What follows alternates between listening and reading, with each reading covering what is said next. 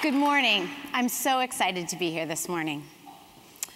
One of my first jobs teaching was in an inner city school in Minneapolis, Minnesota. Dan had just been picked up by the Cincinnati Reds. I was 22 years old, and I was really excited. I had this boundless idealism. I felt like I could change the world. Teaching was hard and a lot of work, but I loved it. One thing I found out quickly, working in the inner city neighborhood that I worked in, was that there were a lot of things that were beyond my control. For example, kids would often come to school in the bitter Minnesota winters with no coat on. Sometimes they would just have a t-shirt because that was all they had. I remember one day driving to school, passing some of my kids standing at a bus stop, and I saw them shivering in the below zero temperatures. And I thought, those are my kids. Well, thankfully, there was a group of volunteers at our school that gathered coats, and we were able to identify the students who needed them and get the coats on their backs. It was one of the first times that I had really been able to identify a need and get with a group of volunteers who could fill that need. It felt amazing. And it may seem small, but driving to school the next time, when I saw those kids standing at the bus stop with coats on, it felt really good. Maybe I couldn't change the world, but I realized then I could help make a difference. That experience and the feeling that I got from that really stuck with me. And so I came to find out later that there actually is a return, a payoff, if you will, on giving back in our communities and volunteering.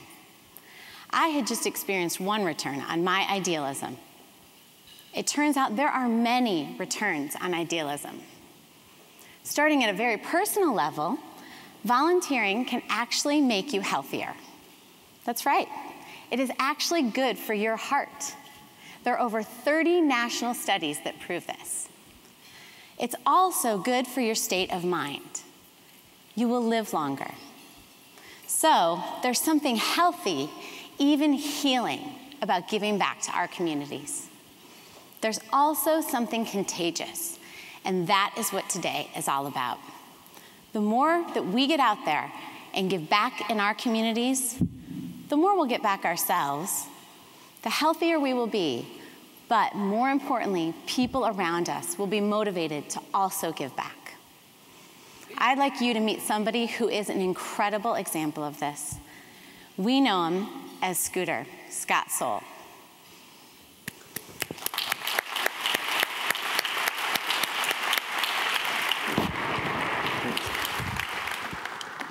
Thank you, Annie.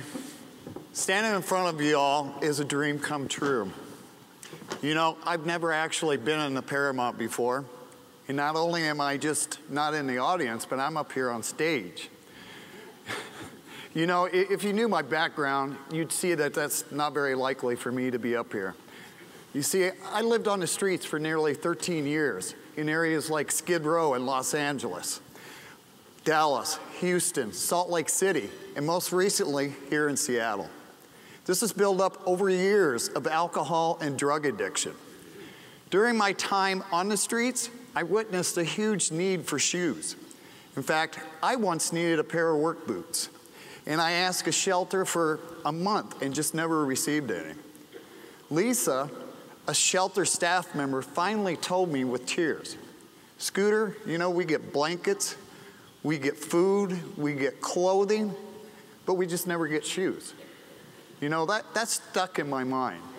So when I came here to Seattle, I connected with Seattle's Union Gospel Mission and some other organizations along with volunteers to help me out. And slowly but steadily, I began to make a difference in my life. And on a really rainy November day during this time, a guy came into the mission. He had no shoes, only socks that was stuffed with cardboard.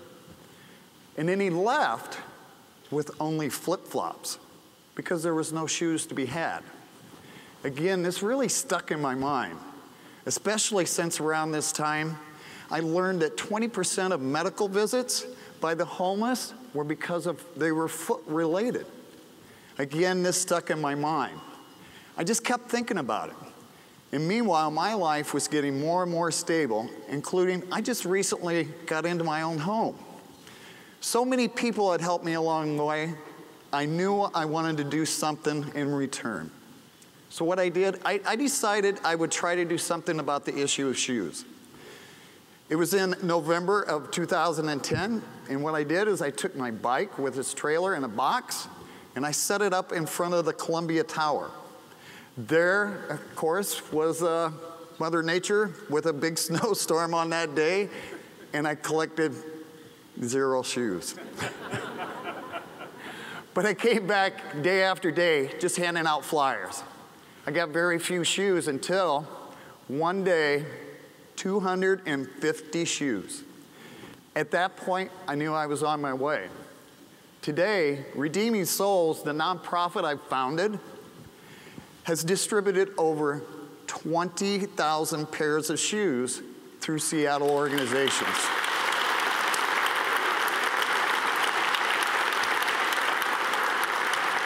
Thank you.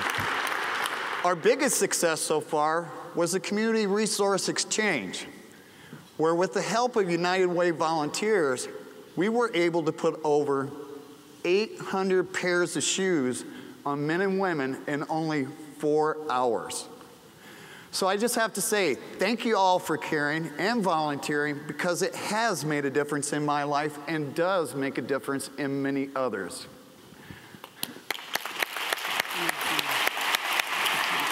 Thank you. Yeah.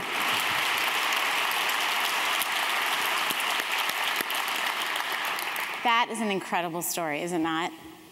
Amazing. Thank you, Scott. The Wilson family will definitely be going through our closets and donating some shoes. If you've never been to the Community Resource Exchange, it is quite extraordinary.